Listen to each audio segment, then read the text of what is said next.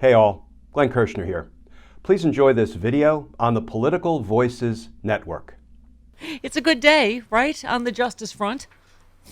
It is a good day. And boy, I forgot all of that Fox blather Yep. about, oh, this wasn't an insurrection, no sedition. Well, now you've got the two most dangerous, hateful groups, the Oath Keepers and the Proud Boys, convicted of seditious conspiracy and a whole bunch of other charges. And we have a lot to talk about, about the consequences of these convictions.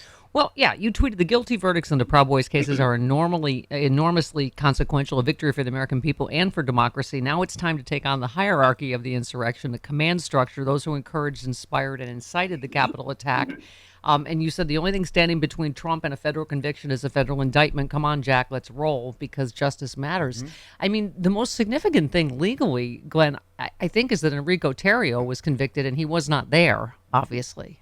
Talk to us about that. I love that. So, Steph, there's legal precedent. Legal precedent is when an appellate court decides an issue, and it becomes precedent that other courts have to follow. There is factual precedent. What is that? When a president of the United States has been criminally convicted for the first time, that's factual precedent. Then there is a combination of the two.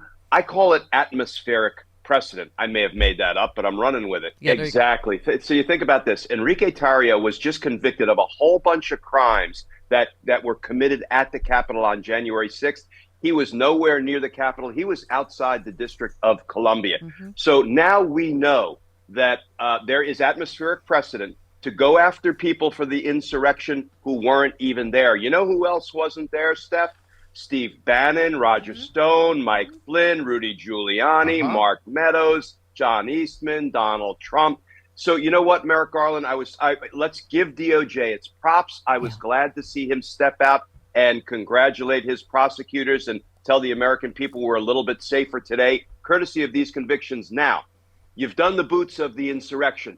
Do the suits, do the hierarchy, do the command structure, do the ruling class criminals, because I maintain I don't want to be down today. I want to celebrate this conviction. Yes. Yeah. But every single minute of every day, Steph, there's an injustice at work when the people that Donald Trump ordered to attack the Capitol are in prison and Donald Trump is playing golf. That's not right.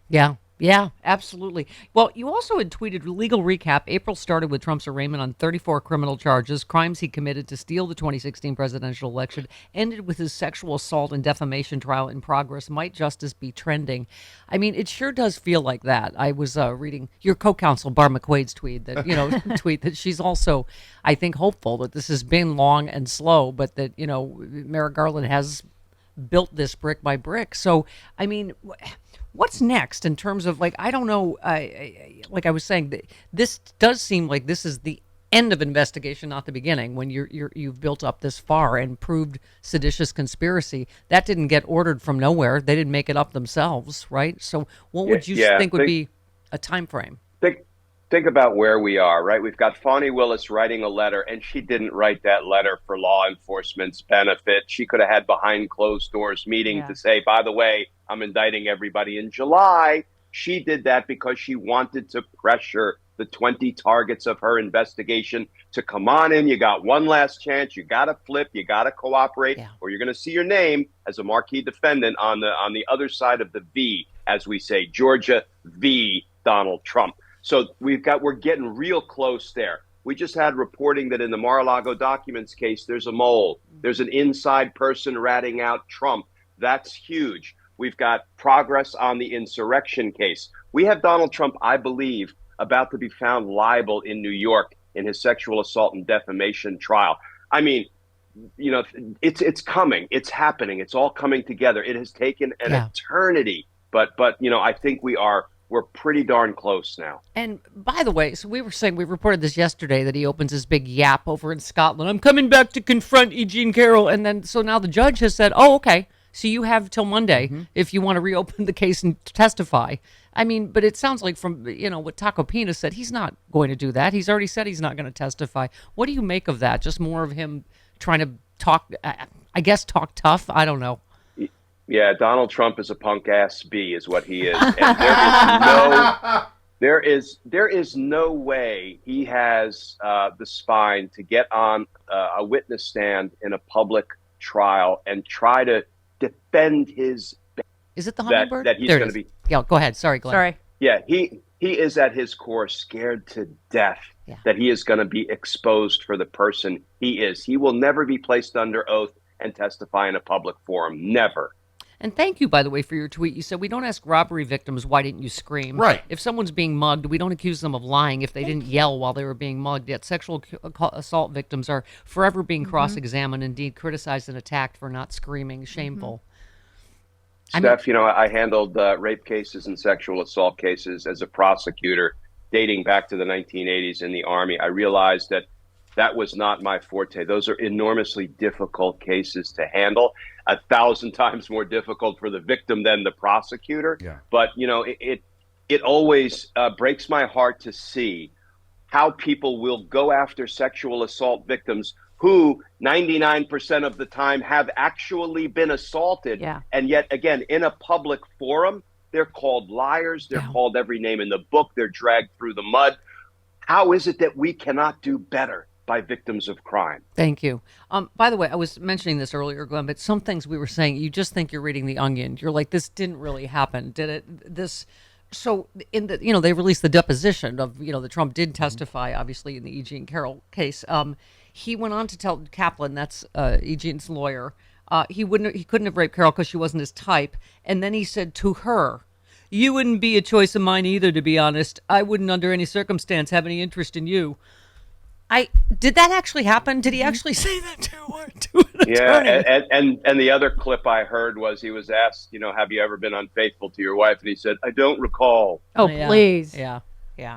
I mean, and seemed to double down on the Access Hollywood tape, right? He said, when, about the grab him by the pee, he said, historically, that's true with stars. If you look over the last million years, I guess that's been largely true. Not always, but largely true, unfortunately or fortunately. The attorney said, and you consider yourself to be a star? I think so, yeah. I mean, isn't that as close as you get to an admission? And think about this. You know what was implicit in his statement? When you're a star, they let you do it. I walk up, I grab them by the pee, and you know what? Most of the time, they don't even scream. Yeah. Yes. So, right, the judge said, if he has second thoughts, I'll at least consider it. Gave him till 5 p.m. Sunday, to file a motion to reopen the case for the sole purpose of testifying as a witness.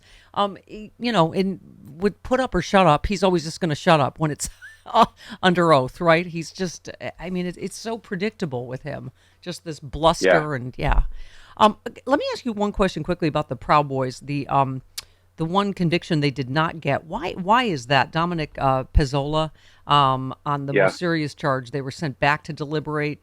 So what was the difference there? Why the others got convicted of seditious conspiracy and he didn't? I love this finding by the jury because it shows that they were very thoughtful, very attentive. This was what I would call a surgical verdict.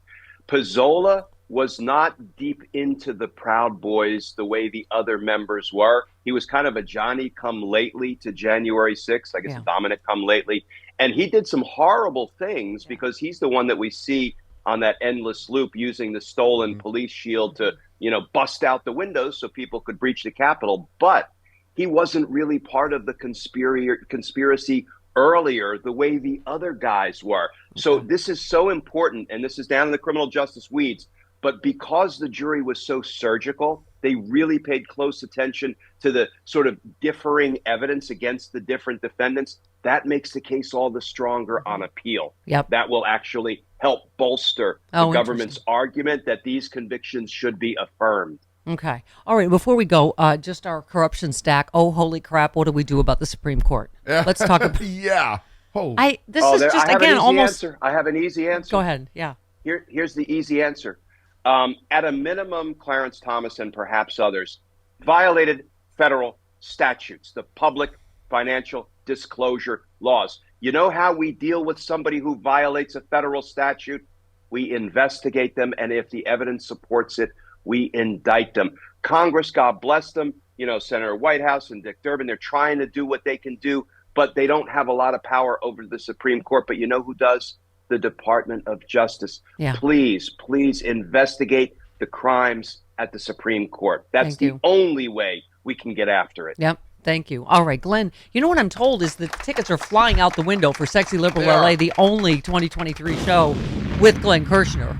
And God knows Can't what wait. other stars Can't to be wait, named. Steph. All right, can't wait to. Love you, honey. Hey all, Glenn Kirschner here. Friends, I hope you'll join me on my audio podcast, Justice Matters.